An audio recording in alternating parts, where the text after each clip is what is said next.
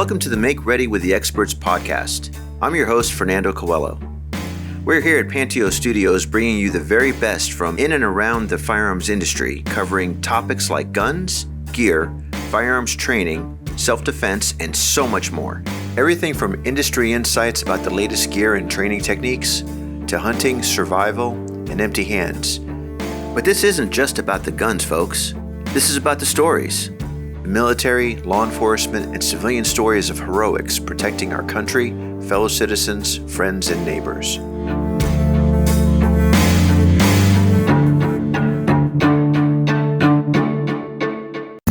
Panteao.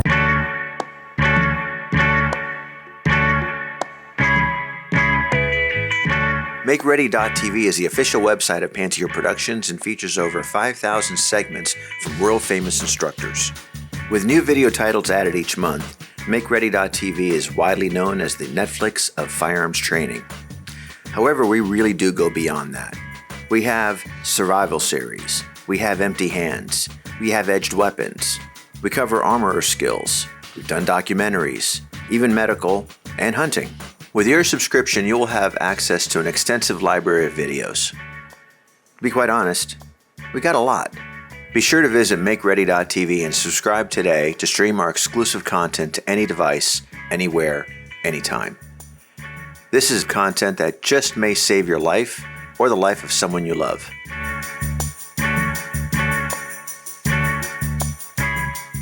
On today's show, we have the opportunity to sit down with Rick Hogg from War HOGG Tactical. Rick is former U.S. Army Special Operations. He was with the U.S. Army Special Forces, and with the Army Special Forces, he was also a canine handler, which, little hint, we have some titles that are going to be coming in the near future on canine dog handling. We just finished filming, and we had a chance to sit down and chat for a little bit. So here we are. Rick, another good day of filming. Yeah, buddy. I had no idea we would be able to get this much shit done in one day. So, I figured in honor of us not fucking up today and not breaking anything, not dropping a camera, Charles, I got here two Padron 1964s. Nice. I figured we would start off with these. Thank you, buddy. And, it's funny. When I first got into cigars, I started with the Fuente Opus X. You think you would start like mild cigars, work your way up to medium, then stronger. No, I just jumped right in. And back then, the only good cigars, I used to think, were very few cigars, like the Dominican cigars like the Fuente, but everything had to be Cuban. Dude, today, you can get cigars from Nicaragua, DR, just about anywhere that are really good. So anyway, I've been very fond of these, so I figured we'll light these bad boys up. Nice. Well, seeing how you did that, and I'll let you cut your stuff, so I'll give you a little rundown on what I got here. What do you got? So, little Teutonic Distillery. So I got introed to these guys off Pat Max and CJ's podcast, The University of Badassery. So they're they're one of their sponsors there. So just tagging them, and they kind of reached out and was like, "Hey, man, you want to try some?" And I was like, "Absolutely." And I tell you, by far, this maple flavored is my favorite. I mean, it's just a smooth, great taste in bourbon. I think you'll enjoy it. Let me see this. Yeah, very cool. Teutonic Distillery. Wait. Teutonic. New York. No fucking shit. Stanfordville. Dude, I lived just outside of Poughkeepsie. And I was right by Taconic Parkway, where my house was. And I always used to go up and hang out in Millbrook, and Millbrook is like 5 miles from this place. Yeah. No shit. That is so cool. I mean, that's like, talk about, man, bringing back memories. All right, so this double barrel maple bourbon. Ooh, maple. Oh, dude. You are leaving this with me, right? I plan on leaving you a glass bottle. Oh, that's just wrong. All right, but, well, wait a minute. I take it came with more than that?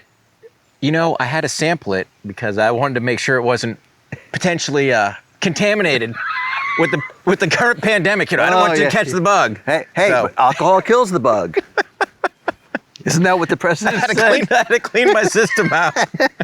Oh, well, dude, pour. I'll start lighting. All right, we got to try that. I mean, dude, seriously. I tell you, it's some great, fantastic bourbon. That is so cool. I mean, that small world. Oh, yeah. Small world. That is, and you said Mac was using or drinks that? Yeah.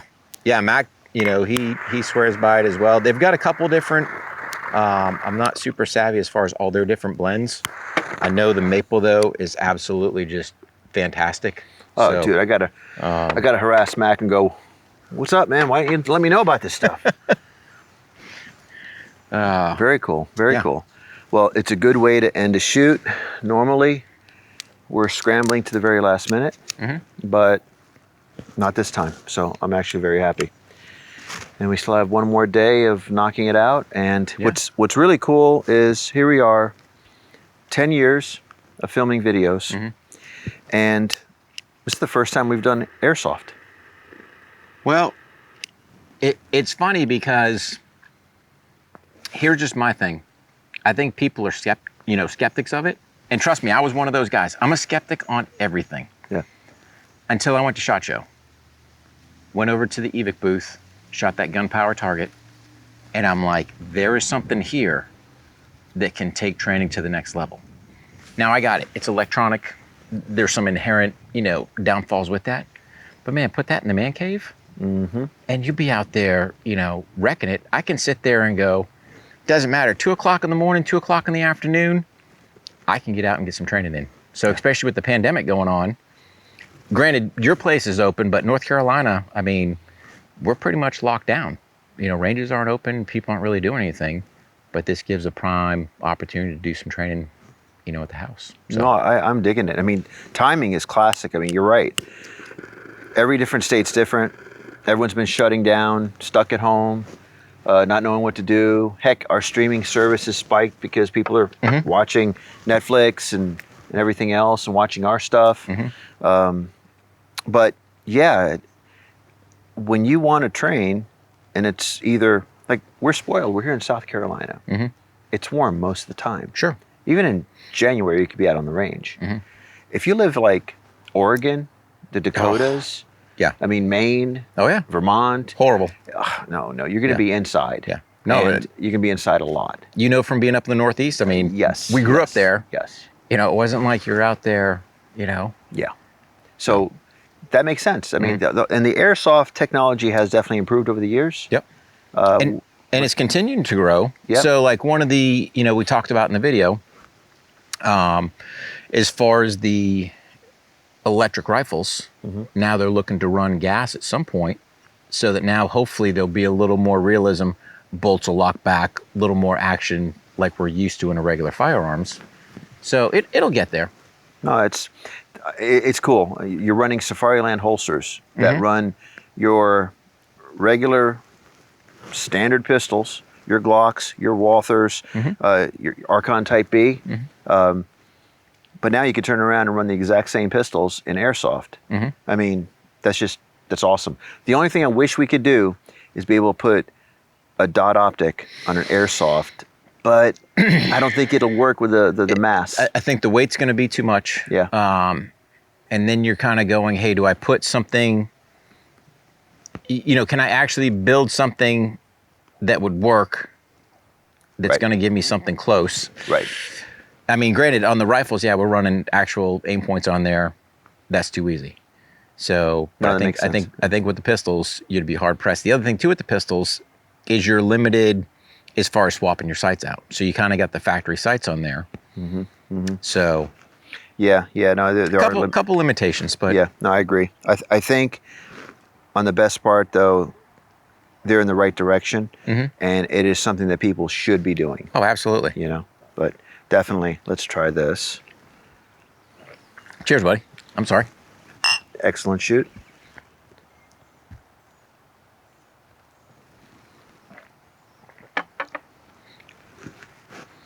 Dude, that's good. Oh, yeah. It's smooth. Mm-hmm. You can actually taste the maple. Is that, yeah, that, and it's not like the maple's overpowering. No, it's no. just No, it's that not like, tint. it's not a flavored bourbon. It's just a hint. Yep. Yep.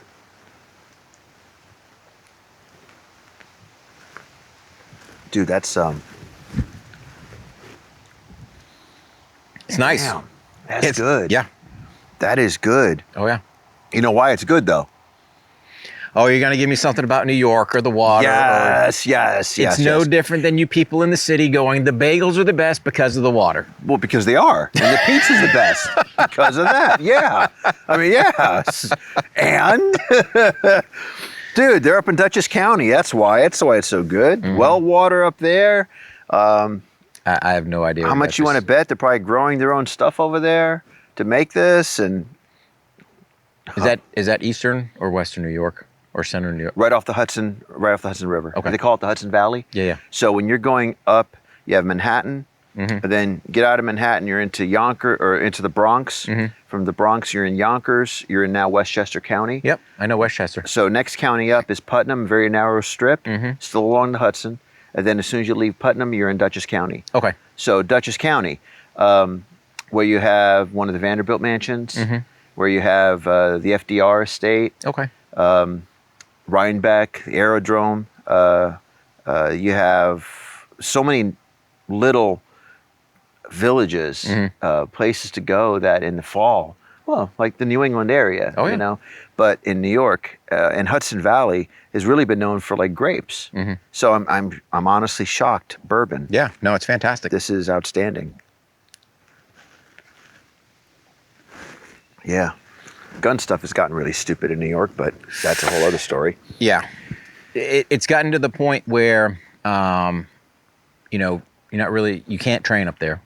That's impossible. Yeah. So now you're having to go to surrounding places. New Jersey's still a pain. That's a rough state as well. New Jersey was always a pain. Even when I was living in New York, it was a pain. Yeah. Hell, I had an ammo company in New York.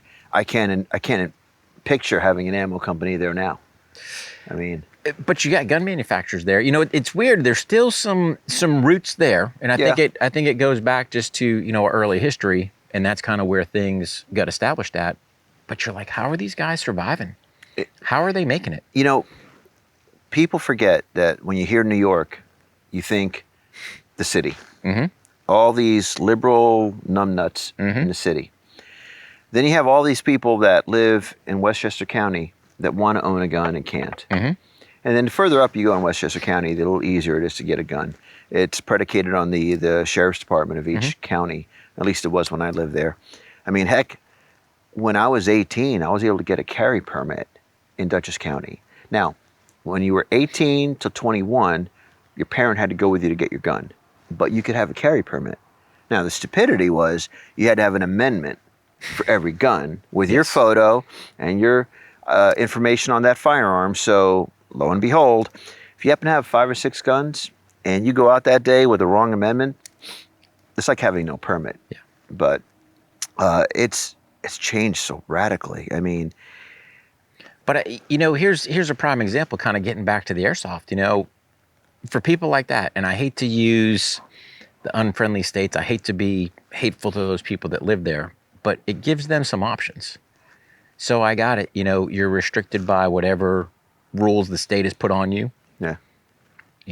Hopefully I can at least do something at my house, run an airsoft where that's not going to be infringed upon, but I can still get my training. Because like you said, it would stink to have the wrong gun with me. I happen to get pulled over. I try to do the right thing. Yeah. Here you go. And it's like, oof, Yeah. wrong permit amendment, whatever the case may be. It's Trying to do the right thing. it's very difficult, especially in the training world, to be going from place to place training, and you're trying to. I mean, think about the New England area. You want to go do a class in Connecticut. The law is going to be different than Rhode Island. Going to be different than Massachusetts. Oh, yep. So just drive along Route 84 from Pennsylvania to New York to Connecticut, and you just keep going across. It's radical. It's different.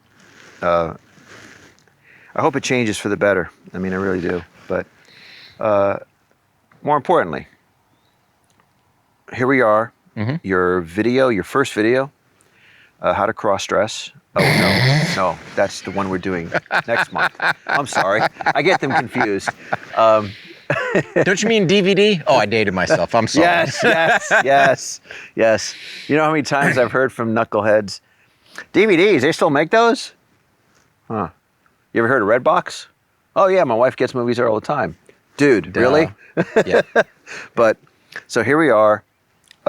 Concealed Carry is out now. Mm-hmm. It's out. It was out streaming first. Mm-hmm. Then it came out digital download. Yep. The DVDs just arrived finally from the replicator. So, what's feedback been on your end as the instructor on the subject matter? Feedback's been great. Feedback's been, hey, do more. So I had one guy, he was like, he was amazed at, number one, how long it was. Because I think it was close to 3 hours. Close to 3 hours. Yeah. A lot of people have been, man, I learned so much from it, or I picked up something, or whatever the case may be. So everything's been positive. And then, with the kind of kick in the butt of, when's the next one's coming? When's the next one's? When's the next one? So people are, people are eager to get more. This one here, I think is going to need, just a little bit of stroking, for lack of better terms, because again, I was one of the guys, airsoft, again, kids running around out in the woods shooting each other. What good is that for me? Yeah, that was my initial, yeah. But like I said, prior to us even talking, and here's the funny part, prior to us talking, I was already, after leaving shot, and really what set the hook was, yes, actually giving it a shake for myself. But when my wife goes, when we getting one? Yeah. And I'm like, wow, if they sold her, and she's not a super gun person, and she's eager to train, come on now. No, that's true. So, that's true. That's the biggest thing, is I think people just need to understand it's not your old-fashioned airsoft, whatever it used to be, or kids running around, which, yeah, they still do. It is a viable training tool to make yourself a better marksman. Well, and timing was interesting because we were actually running parallel. You were at SHOT Show looking at gear. I was at SHOT Show talking to the folks at Umarex, talking to Justin, and they wanted to do an entire video, which shocked me, on airsoft, because this practice to protect theme that they wanted to go with, which made a lot of sense. I mean, honestly, if they hadn't told me that, I probably still wouldn't have done an airsoft video. But when Justin said the term practice to protect, for some reason I just drove it home. Yeah, it made sense. 100%. And I mean, I think we've seen just here today, everything's been filmed in the backyard. We didn't go to the range. Nope. Didn't have a need to. No. We'll do some stuff in the house, but it's to show people, hey man, here's the beauty. And again, people have to understand it's a tool that I have in my toolbox that, yep, I still want to do my regular, real firearms dry fire training, because that's important. But this gives me a supplement that I can actually launch projectiles, work the trigger multiple times, numerous different things I can do. Oh, I have a new family member, child, whatever the case may be, and I want to teach them firearm safety. I want to teach them gun manipulation. The shooter out there that realizes from doing our little eye dominance test, oh man, I thought I was right eye dominant. I'm really left. Do I transition, trying to learn to shoot a rifle left-handed? Decision you got to make, but at least you've got a tool you can do that stuff with. So makes sense. Makes sense. It'll be interesting to see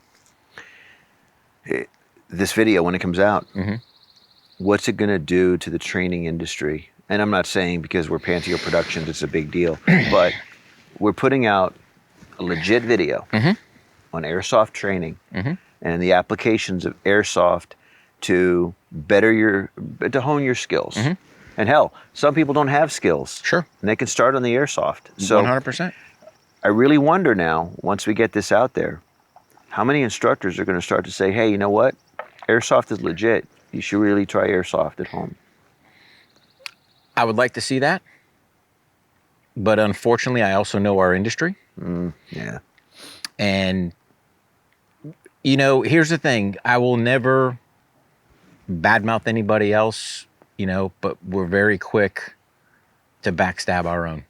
Yeah, I've seen that. I mean, hey, if you've got a problem with something somebody's putting out, there's enough different ways to contact people. Contact them direct. Sure. And go, hey, I don't agree, but we don't need to be sitting there backstabbing each other. That's true. Look at it, because I guarantee there'll be people who go, man, why didn't I think of that? Yeah. Well, run with it. Well, it's like other fields, endeavors. You have race car drivers. They're all of a high caliber of skill. Me specifically, I follow F1 and Indy. So you have guys that are top drivers. They may hate each other. They're all driving the same circuit. Sure. Essentially almost the same cars. Then it comes down to their skills. But in our field, it shouldn't be like that. It should be everyone is out there teaching, whether it's civilians, law enforcement, or military, or private security sector. You're teaching them to improve their skill set. Yes. And one person, not a single instructor out there has the gospel truth of what you do this, you don't need to do anything else. Nope. Back in the day, in the late 60s, early 70s, Bruce Lee from the martial arts world, he got it. He got it. He came from a traditional martial art, Wing Chun, saw that he can improve. Eventually that evolved to JKD, Jeet Kune Do, and he believed you take a little bit from everybody 100%. and go forward. Unfortunately, I think we're still in the mindset of sometimes with some instructors that, just learn from me. My way is the right way. When in reality, it should be, no, learn from me. And that dude is right too, and that dude is right too, and that guy is solid. Go train from him, because I've noticed even with our videos, I can track through our analytics where people go. So they'll go in, they'll watch one video, then they'll skip over to another video. And it's funny how many times somebody will come in to see instructor A, and when they'll watch their stuff, then they'll jump to instructor D or F and start watching his stuff. So there's merit. I mean, no single instructor does it. No. Here's the thing. We all do things a little different. Yeah. And you just got to look at, hey, man, is what you're doing, does it work? So for me, and this is just me, I don't want to teach my students, if you want to say, 2 techniques, a daylight and a nighttime. What I'm teaching you, daylight, works night, because I need everything universal across the board, because guys don't have the time. Learn it one way. This is how we do it. It transfers over, and then we're good to go. But, when you get people, when you're bad-mouthing people or backstabbing or whatever you want, you got to go, what is your true intent? To me, I want to teach people a skill that I hope, God forbid, they never have to use. Right. Absolutely. And you sit there and go, what's your intent for teaching? You got the skill. If you're skilled and something happens, you never use it, great. But God forbid you do. You can sit there, use your skills, and save your life, save your family, whatever the case may be, and come home. So that's the driving factor at the end of the day. Now, on the flip side, I've also seen, and I think a lot of times it's the cadre of instructors we happen to thankfully attract. I met you through Pat Mack. I've lost track of how many times I've had one instructor introduce us to another instructor, and it's this camaraderie amongst those instructors. And it really, it's cool. It's cool because it's a way for all of us to work together.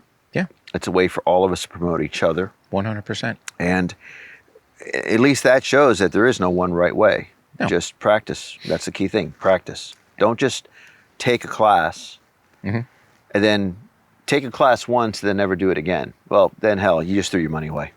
Or buy one of our videos, watch it once and put it on the shelf. Or get our subscription and watch a movie or two, video or two, or as you call them, DVDs. I haven't said DVD. At least you didn't say VHS tape. Well, I was. how about beta? Pick this up on beta. there were discs too at one time. Oh yeah, there were discs, laser discs. Yeah, that's right, laser. Yeah. They were laser discs, right? Is that what they were called? Big discs. Yeah. Almost like LPs. A buddy of mine had the movie Tombstone on a disc. No way. Yeah, it was huge. Yeah. Wow. So, but anyway, people have to keep practicing. And it's like the competitive shooting world. Maybe not to that extreme, but if you don't keep practicing, I don't want to be that guy that's like, I haven't ridden a bicycle in all these years, and they say, well, if you just get back on and you're fine. Yeah, you may keep your bicycle upright, and maybe you won't fall over, but it doesn't mean you don't suck. Yeah. You know, you're not about to go out and do the Tour de France. You know, so when it comes to firearms, if you're not practicing, if you're not dry firing at home, if you're not practicing getting it out of your holster, and I don't mean your speed rig, I'm talking about your concealment rig. Yep. If you're not practicing that, I always tell people, take your gun and just go to the pawn shop and go take that money and buy your wife something, or your girlfriend something, or nowadays your boyfriend something. Ugh, weird times. But anyway, don't have it if you're not going to use it. Yeah. You know? Well, have it, but it goes into, you got to practice with it. Yes. And that's it, you know, do realistic stuff. And I think this is where kind of the paradigm shift happens, right? You look at a lot of ranges, and granted, you're very open as far as what you can do, what your members are allowed to do out there. But you got a lot of ranges, they can't do squat. Oh, yeah. Put your feet here, basically in the yellow mark. Yes. Shoot one round that way, wait 30 seconds, shoot another round. Yes. Put your gun on the bench. Yeah. You know, whatever. You can lift your gun off the bench, shoot slowly. I mean, then again, I'm thankful. We have such notoriety with our facility. We're now being known as Fallujah. We've been known as the war zone. I love that. Lack of understanding from people, but I totally agree. The worst thing you can do is you own a firearm, and all you ever practice is off a bench, slow fire, loading off that bench.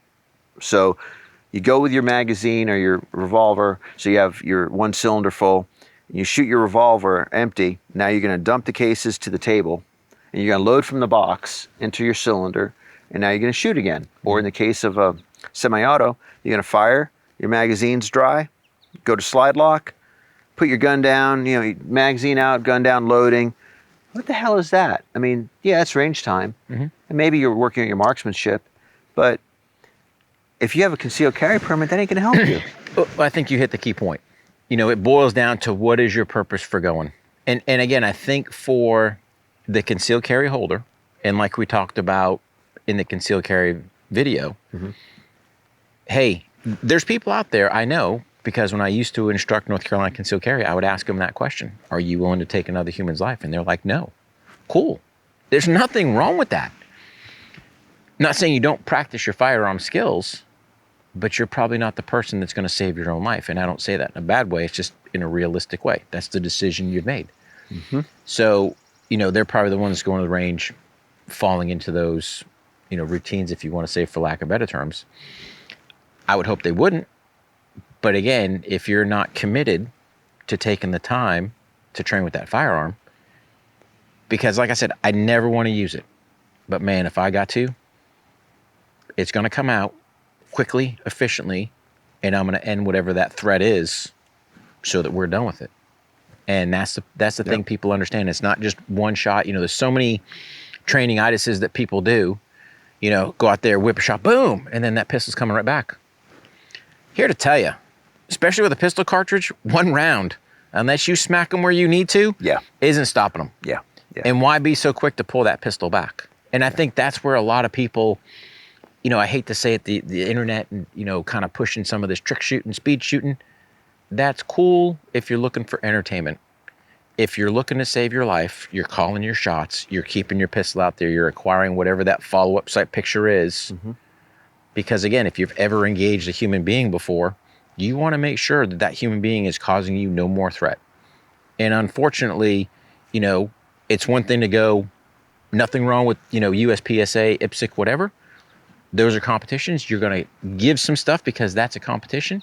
However, that still makes you a better shooter, putting you under certain situation, stress, stuff like that. But when you're out there just, hey, there's my single target. I'm coming out. If I'm firing 2, 3, 4, whatever, pick up a follow-up sight picture and then just go from there. So it's just those little things I think are life-saving skills that somehow get swept under the carpet, you know.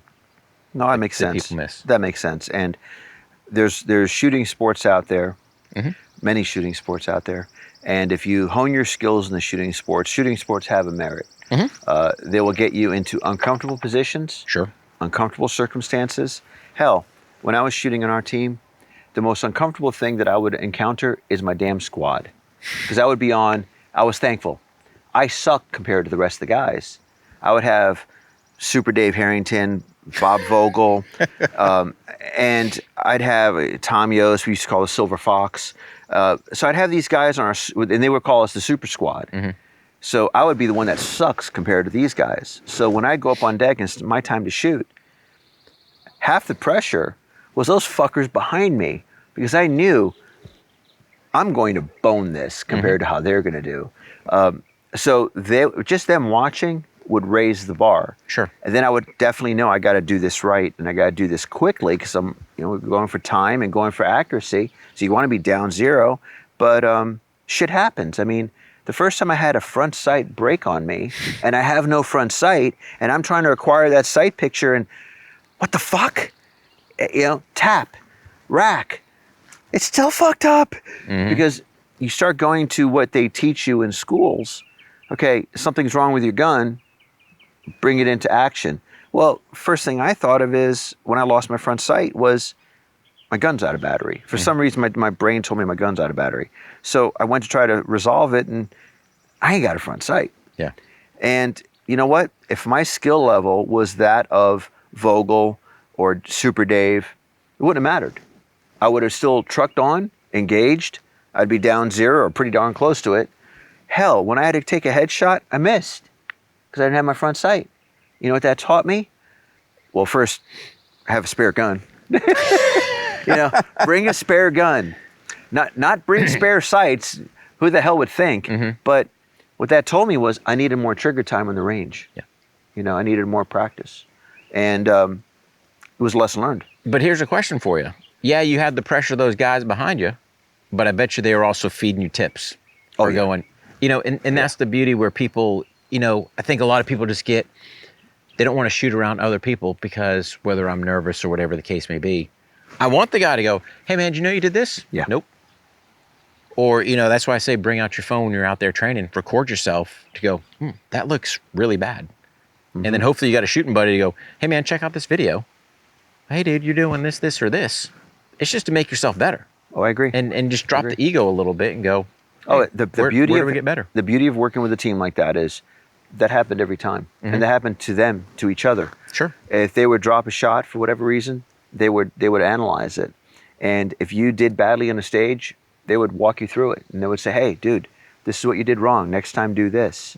And while that's a course of fire, and that's all make-believe and it's a sport, in reality, what they're helping you with is, hey, you're in the fight. Don't give up. It's problem solving. Yeah, because now let's take that to a different scenario. You're at 7-Eleven. Your wife sent you out at night to get milk. Now it's like 1 a.m. You're out there getting milk because you forgot to get it earlier. Now the place is being robbed, and you're the guy with a gun to defend yourself, and your gun is jammed. Your gun loses its front sight, whatever the hell it is. Sure. You got to work through the problems. Yep. You have to eliminate the threat. Or your red dot, depending on what kind you have. Yeah. Now the emitter has belly button fuzz in it or whatever. Yep. And it's gone. Yep. Or that battery you thought was brand new was actually 5 years old, and now it shit the bed. Yeah. Yeah. Yeah, nothing worse than bringing up a pistol with a dot and there's no dot. No. Because then you're like... And then wasting more time to try to fish for the dot. Yeah. Or let me turn it up. Let me turn it down. Let me turn it up again. Wait, no, it's not there. Yeah. Yeah. No. That goes back to skill.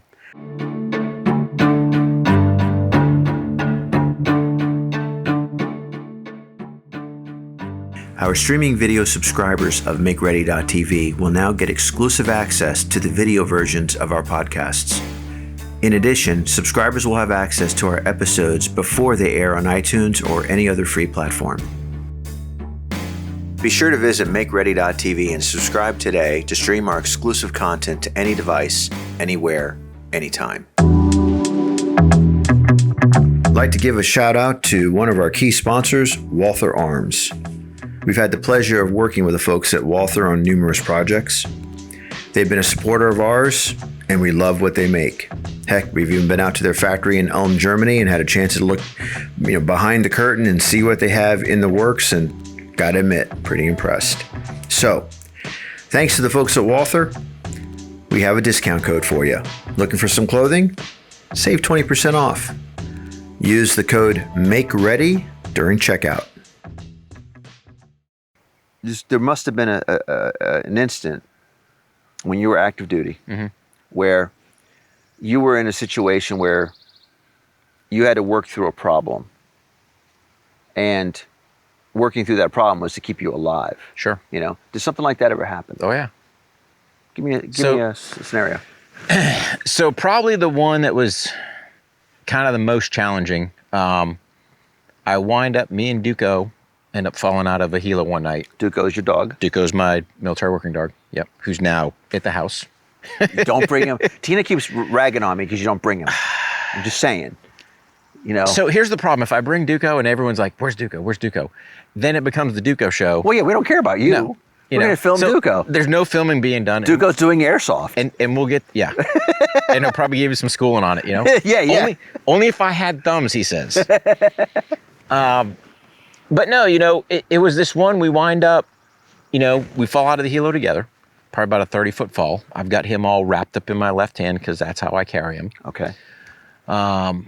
You know, wind up, hit the ground, get knocked out, lie to myself later on going, I had lost time. What's lost time? Nods are all off, you know. Get up, try to make sure, hey, everything's straight. He looks all right, but you're still in that dazed state. So now you're operating in a, you know, kind of punch drunk already state. You don't realize it. Get your nods on, check your magazine. Well, I got no. So nighttime jump? Well, it was a nighttime operation. Yeah. But I ended up, you know, I didn't lose my nods. It just got knocked off my face. I don't know how long I was out for. I know I needed a magazine in my gun. No problem. I'll use my left hand. Oh, that don't work. So now I'm dealing with this four-legged beast. This hand doesn't work. You know, yeah, we end up getting, you know, a mag in the gun, so at least my rifle's loaded. But as we're moving up to the target, we've got these little, you know, kind of caves to check out. So now I don't want to send him into the abyss because I don't know what those things are. They're very tiny and narrow. So typically it'd be no drama. I could work him on a long line, you know, with me kind of covering him, but I've only got one hand now. Dang. So now I'm trying to figure out how to basically take him, work that leash around my body, hold the gun in one hand, and then try to figure out how do we manipulate him, me, give him cover, make sure these things are cleared so the boys aren't in jeopardy, and then move up to the target building. And then, to be an honest broker, things start getting vague because what I don't realize at the current time is you get concussion amnesia. So I don't remember actions on the target. I remember that piece. I remember falling out the helo, finally coming to, no mag in my gun, trying to work my dog in those little cavey spots, but I don't remember actually what we did on target. That there comes a point where it's lost time. I don't remember, you know, I don't remember getting back on the helo. I remember being at a kind of a pause point, just standing there, but then it's just, you know, some gaps. But all I cared about was wanting to get my hand back together. So what else did I do in there? I don't know. What was wrong with the hand? What happened? So basically when we fell, the way I had him in the vest, it just basically crushed all this, stretched the, I thought I broke my hand, but ended up stretching out the ligaments there. We ended up squishing C5, C6. We get some nerve impingement going on, the whole radiating nerve pain, all that crap. But you just, all I care is, doc, fix my hand. You know, and the underlying factor is what I believe that was the final straw that pushed me over the edge TBI-wise, because all the other, you know, head injuries you don't realize you're getting, that's when I think it started rolling stuff. But that was definitely a challenging night for the little bit of time I remember. How do you work this four-legged beast one-handed, still work your gun? That's why we talked about, like in the sling manipulation, running kind of the reverse sling, because that's the way I would do it with him. Got it. So makes sense. Makes sense. And he was fine? He, that galoot, he was fine. Wow. Nothing, you know, got up, walked away. Hey, he's ready to go go do business. Do I think he's paying for it now? I do. Because actually when we retired him, we kind of halfway med-retired him because he started losing his ability to jump. It's like he wanted to, but there was almost like a neural pathway loss where, you know, going from his brain to his muscles to fire. It's like he had all the drive to go it, but the muscles just wouldn't fire. Okay. So it just became that, hey, buddy, you know, we got to sit there and you're not at that ability to be at your, you know, top, you know, what's the word I'm looking for? He wasn't at his best. Sure. To be able to perform. So, and I didn't want to put, you know, either the boys in jeopardy, myself in jeopardy going, hey, I need you to go up into that, you know, window. And he just doesn't have the ups or. Right, so, right. No, it makes sense. It makes sense. Yeah. Interesting. Yep. Interesting. So that was a total on the fly. I'd never worked anything. And that's a double dip deal. So yeah, I'm trying to work a fire. I'm trying to work a dog, you know. Right. And then, oh, by the way, you're punch drunk dealing with all that stuff. So Right, that was right. a very interesting evening. No, that's a messed up scenario because it's not just you. It's you. Mm-hmm. It's your dog. Mm-hmm. You have to worry about the dog. You have to worry about yourself. And I've got to provide a service to the boys. Yes. That's the thing, is at the end of the day, this is just my opinion, that canine is the biggest combat multiplier on the battlefield. Mm-hmm. There's been times where, you know, you've got ISR, which is the birds in the sky, going, hey, you need to go right. And the dog's telling you, no, go left. Right. And you know what? The dog's right. Right. But there's times we trust, you know, we fall down that technology road to go, well, I've got to follow, you know, they've got to know what's right.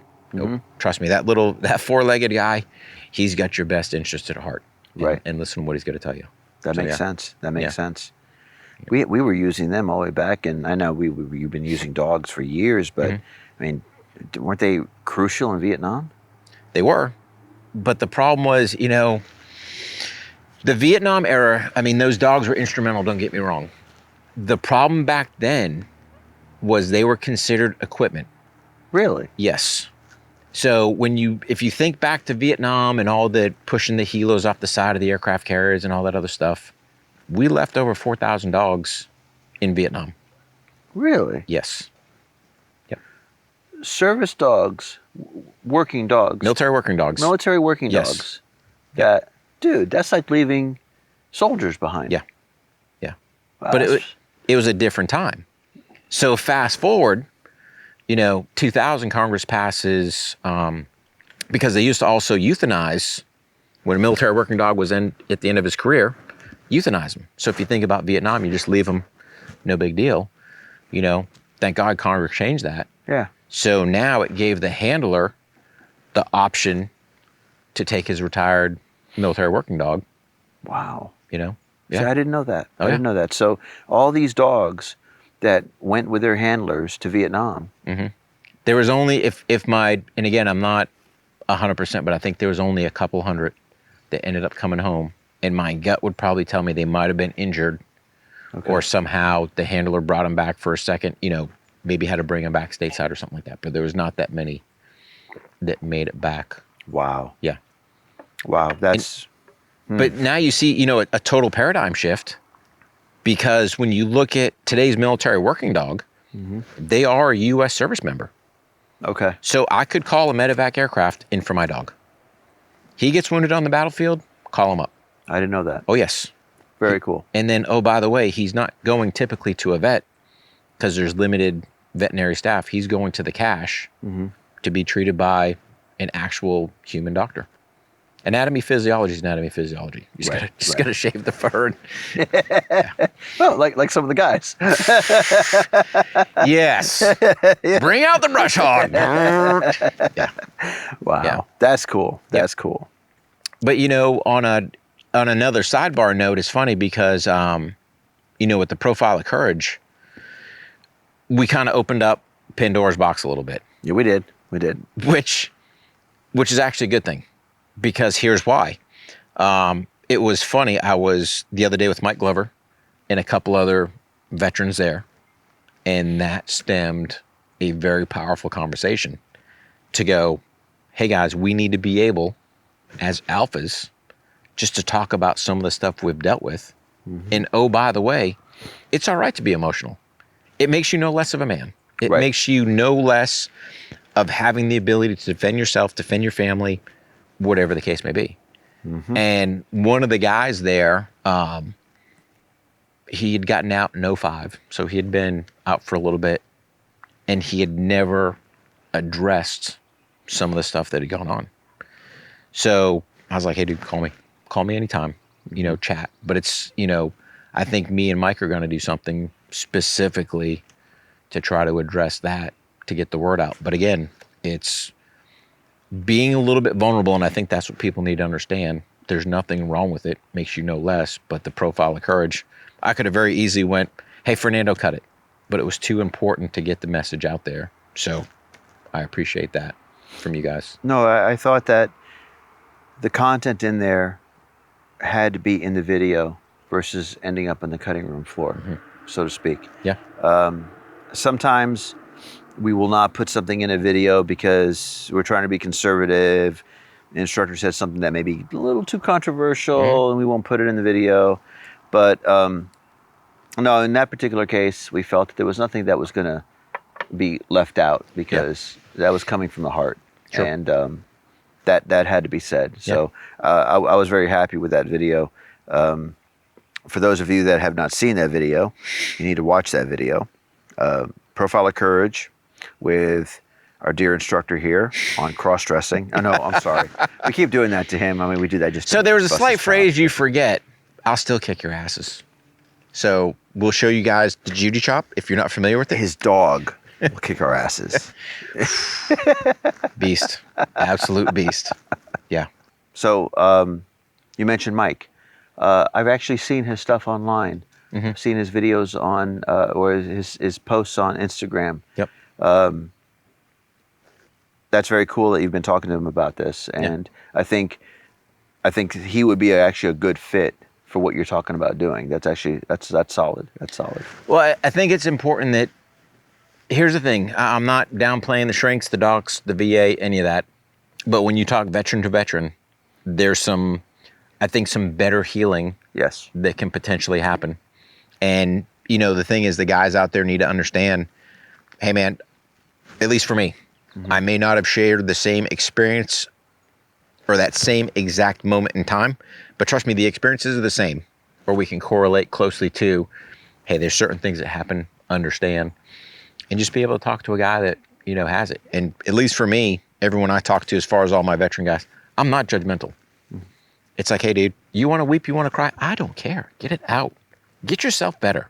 Make yourself, fix yourself to that, whatever point you need to be, versus hitting the bottle, putting a pistol in your mouth, eating pills. There's a lot better solutions out there. True. That guys can do. Although, you mentioned hitting the bottle. We are getting low. We're getting low. We're getting low. We're getting low. Yeah. Taconic Distillery, gentlemen, we need more. If you can send it right now, we'll get it in there. But we need more. Maybe, I don't know, 7 or 8 more. If you have any other variations, we would really like them. So they do, but that maple, man. Oh, dude, that's outstanding. That's number one. Outstanding. Thank you. Now we're taking it neat. There you go. Okay. All good. Okay. But yeah. You know what they need to include with this? A long straw taped to the side, so you can just put a straw on it. So, cause see, that'd be great when I'm on set. Sipping. Yeah. Huh? For you. Yeah. I mean, managing the crew, I could just have this sitting there with a long straw and just sipping it out, and I'll be good. Why don't you get one of those baseball hats that have the 2 beer cans on the side? Nah, it's a little too extreme. I think I can just put that in if it's sitting in Video Village, I can get away with having it sitting there. I mean, I could take a Camelback and fill it with that. I could be sipping. Plenty of people have put things in Camelbacks. Exactly. Yeah. I mean, how do you clean a bladder in a Camelback? I mean, here you go, bourbon. There you go. That's how you do it. Nice. I mean, this stuff is outstanding. I mean, geez, this just makes I could film a lot of videos on this, I mean. Just enjoy, all good. This is awesome. Cheers, my friend. This is awesome. This is awesome. That maple. I'm telling you, it's that not overpowering. It's just that little bit of boom. No, I love it. I Yeah. love it.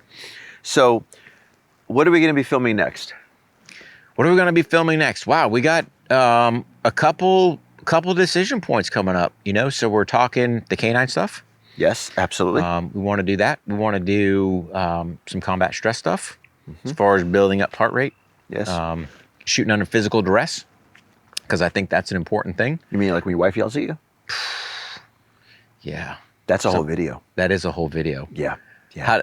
Well, that would be similar to dodgeball. If you can dodge your wife, you can dodge a ball. That's what we need to do. Duck, weave, tuck. That's like a 6-part series. How to make the wife happy. Oh yeah. No, not 6 parts. I think that's like 18. Well, here's the thing. You start with yes, dear. Yeah. And be good. Yeah. We probably need to circle back to a carbine thing at some point. Yes. We haven't hit the carbine. Man, I don't know. I'm sure we can figure out some other. There's a lot of stuff we could be filming. A lot of stuff. Yeah. There's all kinds of stuff we can do. We talked about doing, different barrier shoots. Absolutely. So I mean, there's plenty of stuff out there. It's just like anything else. It's getting the time, figuring out, hey, what do we got, laying stuff out. And I mean, you've always been fantastic with me. Give me a chapter outline. No questions, no nothing. Boom, execute, go. Hey, I mean, and as I've always said, we are like little Switzerland. We are neutral. We are not here to tell you what has to go in a video, what the video has to be. It's whatever you tell us is in the curriculum that you offer. Sure. And that's what we're gonna film. Yeah. Because we're not gonna dilute it. We're not gonna change it.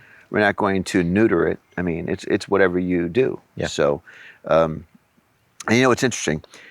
About a year into Panteao Productions, God, 10 years now. 1842. Yeah. War of Northern Aggression. It took me moving to the South to hear that. I was like, you mean the Civil War? No, War of Northern Aggression. You're a Yankee, aren't you? Oh, shit. So one thing I was told, but way back about a year into filming, that like I had my own crew. I had instructors saying, Fernando, you're going to run out of stuff. You only got another year so you can go with content. 10 years later, they can fuck off. Yeah. Because you know what? Everyone has a way they do a carbine, the way they run a carbine. Everyone has a way they run a pistol. Sure. Everyone has a way they do whatever it is. So sometimes a viewer will watch our videos and they'll watch one of our tier 1 instructors and it will not connect with them for whatever reason. That person just will not connect with that instructor. But they'll get another instructor doing the same stuff, but a little different. And for whatever reason, they connect with that instructor. And at that point, it drives the point home. And then they become a better shooter. They become a better gun handler. So there is no, well, because we already covered carbine with all these guys, because we already covered pistols with all these guys, well, why are we going to, why would we stop doing it? Everyone has a little different take on it. Yep. And you know what? If I have 120 videos on pistol, I'm still short. I need more. Because I don't see us being in a situation where, okay, it's all been said and done. No, because we'll always have that instructor that had a scenario that happened to him that maybe changed the way he does something that a viewer is going to benefit from. Sure. And there's millions of people out there that own guns. Yeah. And we forget, they're not all running high-speed, low-drag gear. But I'm going to stop you there. You don't need to. And that's what people need to understand. Get you a firearm. Right. I don't care what you get. Get you something decent and train with it. Yeah. You don't need umpteen gazillion dollars, gadgets, widgets, because that's what they are. They're gadgets and widgets. Yes. Yeah. To certain people, they can bring them to that next level.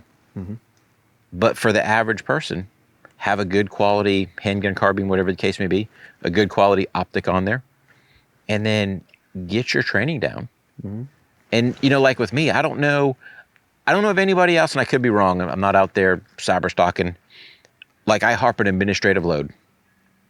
How to load your weapon a certain way every single time. Because to me, it just gives you this is how we get our gun into action. Sure. There's some fundamentals in there that I'm working.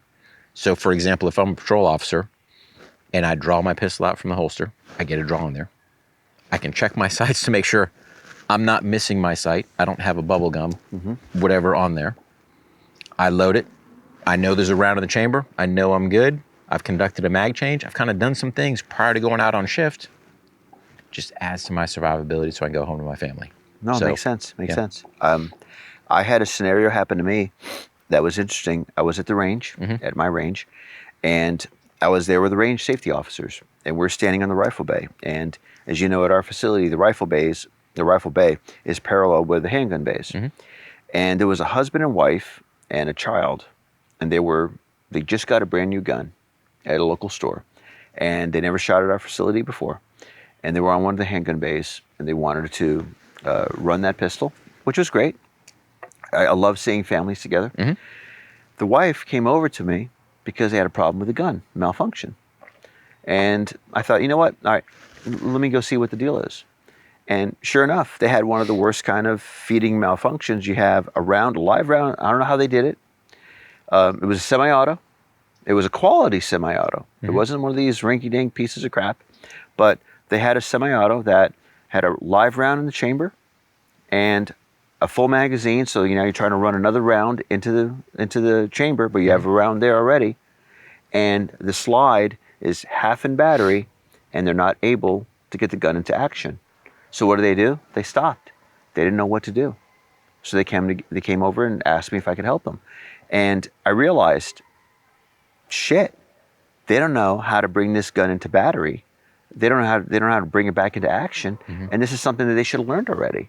So I spent the time and I sat there and I showed them first, this is how you clear the jam. So we have the situation where you have a mom and dad and a son. The son is obviously not going to know anything.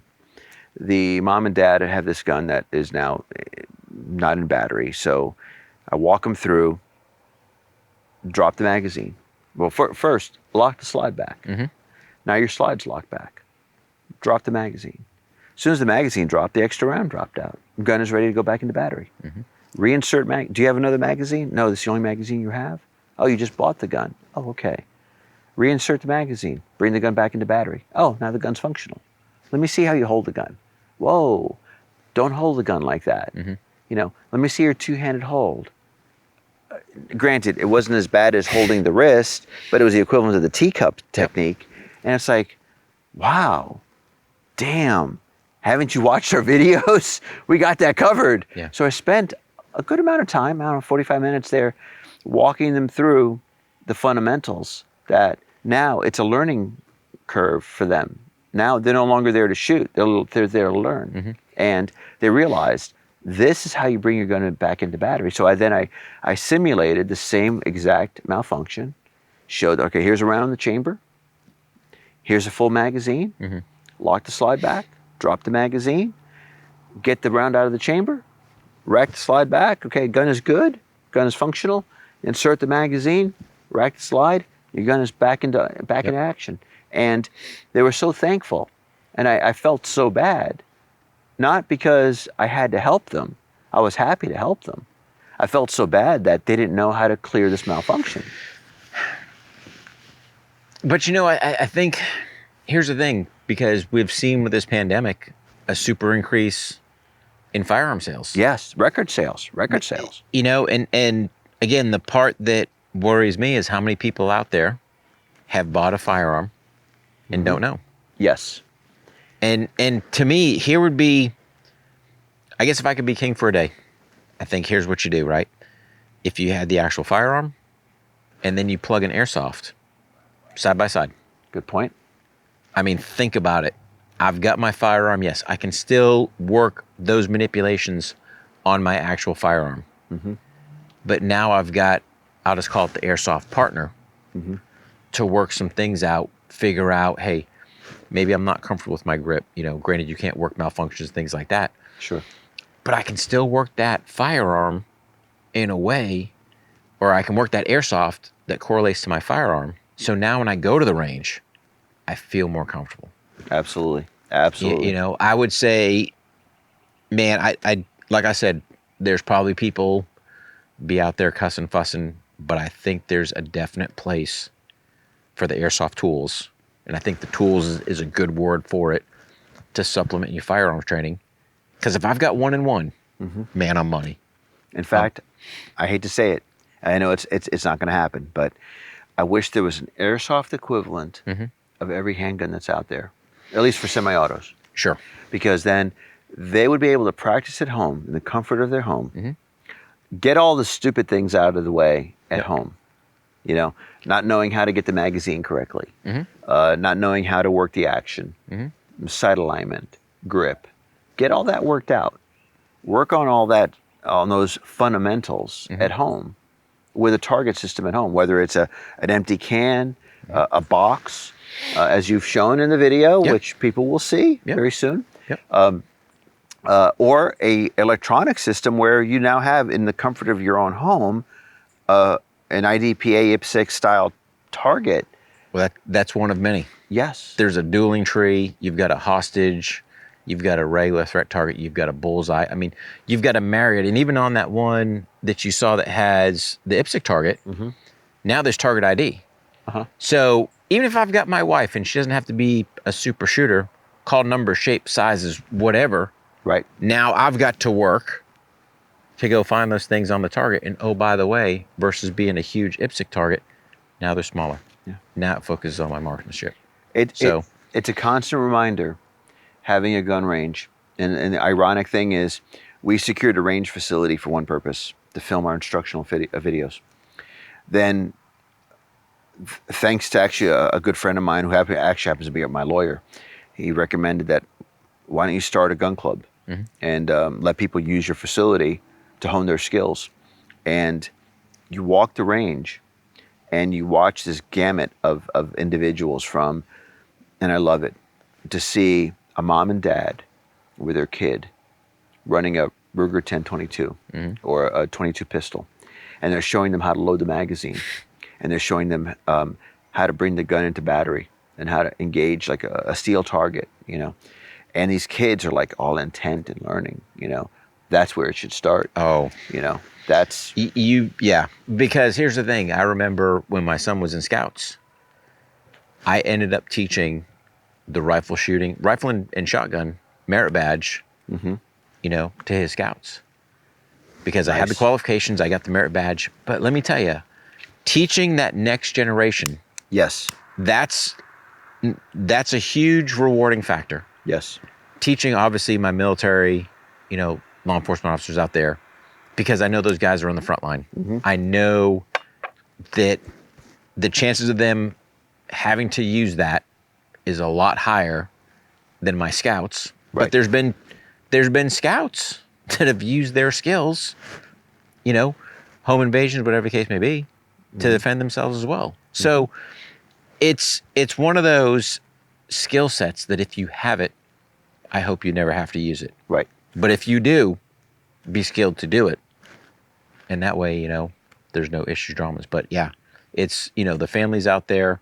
It was funny because this last class I was going to run down at Panteao, we had to end up, you know, we adjusted a little bit because of the COVID virus, but yeah, I had a 3-generation. I was super stoked. I've never had a 3-generation class. So basically I had a grandfather, a father, and a son that was all going to be in the class together. You know, I've had father-sons, you know, things like that, but I've never had that far, and that was going to be a cool deal. And hopefully we can, once all this is done, to circle back. But to see a 3-generation that's family awesome. out there training. That's awesome. And here we are, a prime example, the COVID virus.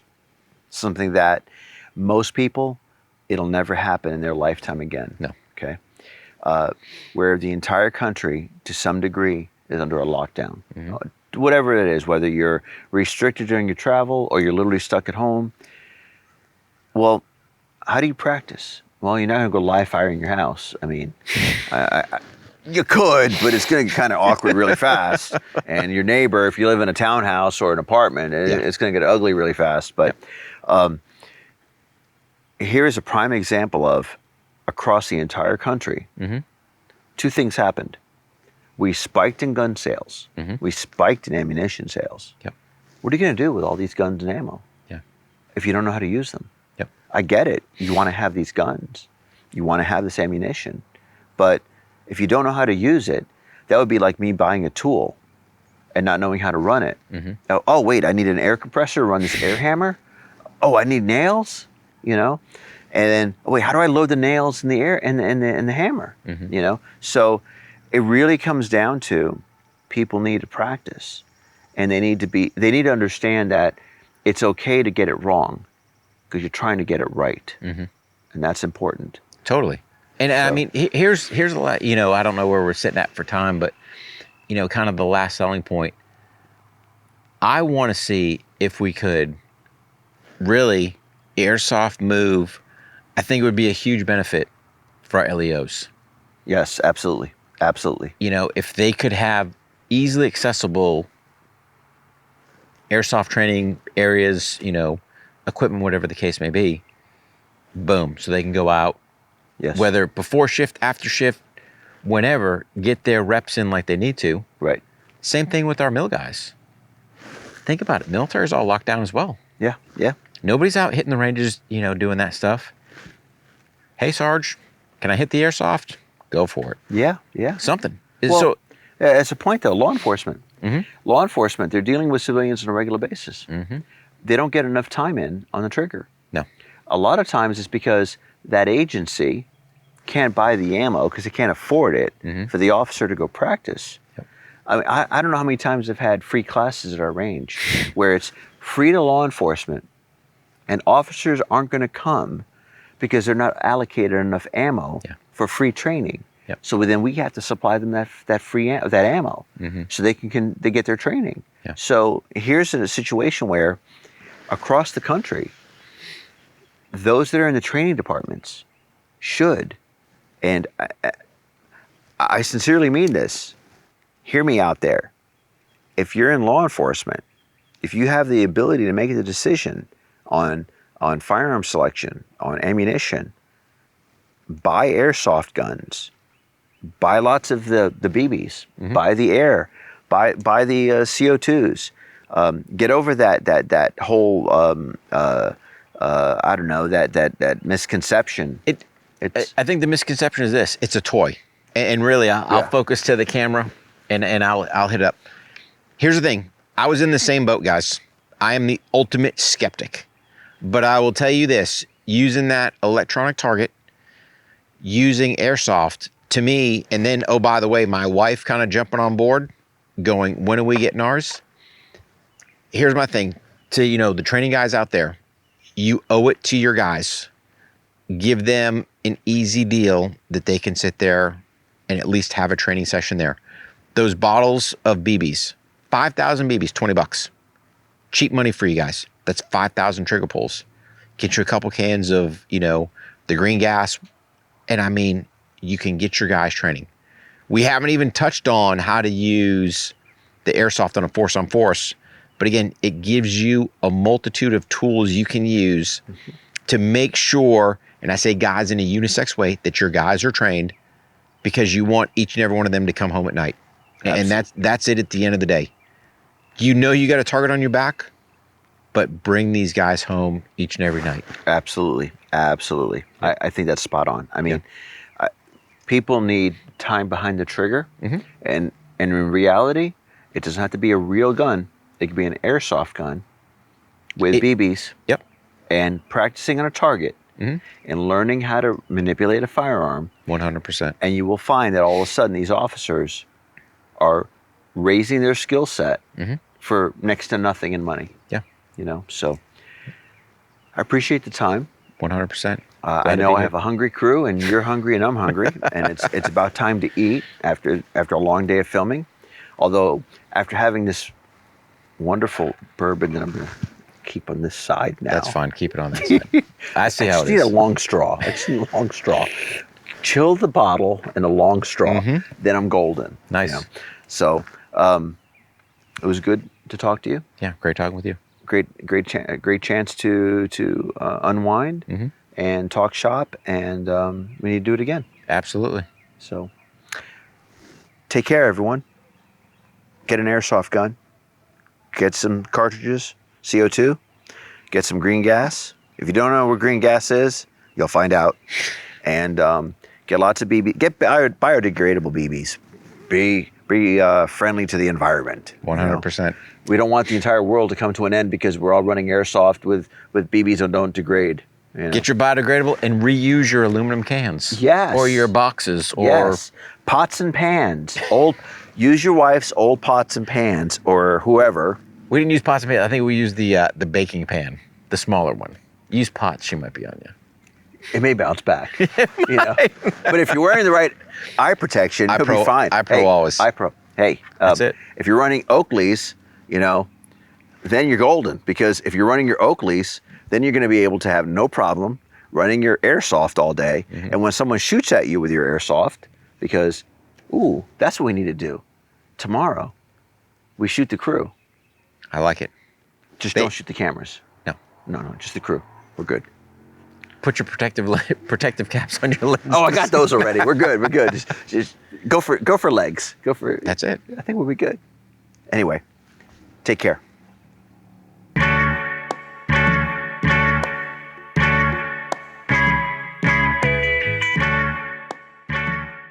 For more on the Make Ready videos from Panteao, head over to makeready.tv, panteao.com.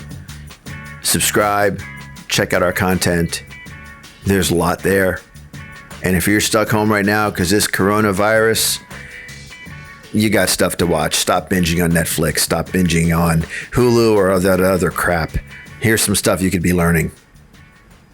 Panteao.